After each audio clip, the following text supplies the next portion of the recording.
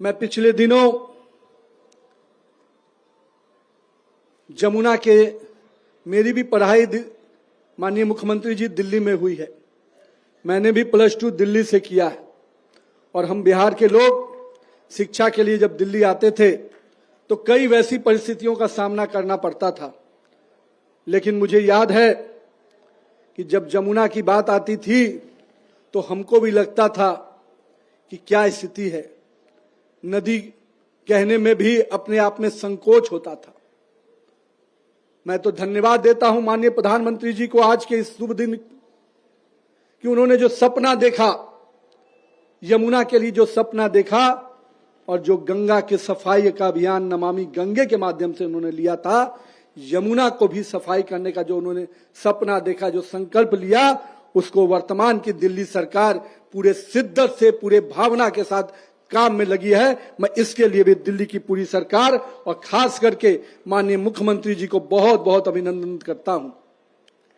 जो नदियां हमारी पहचान रही हैं, हमारी संस्कृति, हमारी विरासत की पहचान रही हैं, उनको पुराने कालखंड के लोगों ने केवल एक पानी के आवागमन की चीजों को समझा।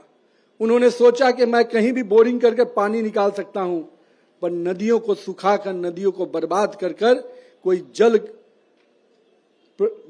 समूह खड़ा कर देंगे, ऐसा कभी नहीं होता है। मुझे बड़ी खुशी है कि जब मैं जमुना के ड्रेजिंग के काम को देखता हूं और छठ के समय आपने जो पहल किया, बड़ा सुकून दिया और मैं बहुत बहुत आपका अभिवादन करता हूं कि आप दिल्ली के लोगों को उसका पुराना वैभवशाली इतिहास, जमुना के किनारे बसी हुई दिल्ली आप देने के संकल्पित हैं। और मुझे पूरी उम्मीद है कि आप नरेंद्र मोदी का भी सपना पूरा करेंगे और दिल्ली के करोड़ों जनता का भी आकांक्षा को आप पूरा करेंगे। साथ ही साथ मैंने पिछले दिनों यहां की सरकार के कई खेल देखते थे। जब जब पार्टी ने मौका देती थी, मैं यहां चुनाव के मैदान में आपके प्रत्याशियों के समर्थन में काम करने आता था। मैं देखता था किस प्रकार केंद्र की योजना को रोकने का खेल यहां से खेला जाता था। माननीय प्रधानमंत्री जी को मैं वो तरफ को देखता था जब प्रधानमंत्री जी चाहते थे कि हम दिल्ली की जनता को सुरक्षा कवच दे, वो स्वास्थ्य का कवच दे, वो आयुष्मान भारत की योजना दे, उसको भी रोकने का काम किसी ने किया था तो यहाँ की पूर्व की सरकार ने किया था। मुझे खुशी है कि आपने प्रथम कैबिनेट के माध्यम से दिल्ली वासियों को वो स्वास्थ्य कवच देने का आयुष्मान भारत योजना को लागू किया। इसके लिए मैं आपको बहुत बहुत बधाई देता हूं। साथ ही साथ आपने इतना ही नहीं किया, आपने जो पूर्व के मुख्यमंत्री जी कहते थे कि बाहर के लोग आ जाते हैं और दिल्ली में इलाज कराने में दिक्कत होती है, आपने ये कहा, यही अंतर पैदा करता है भाजपा की सरकारों में और पूर्व अन्य सरकारों में।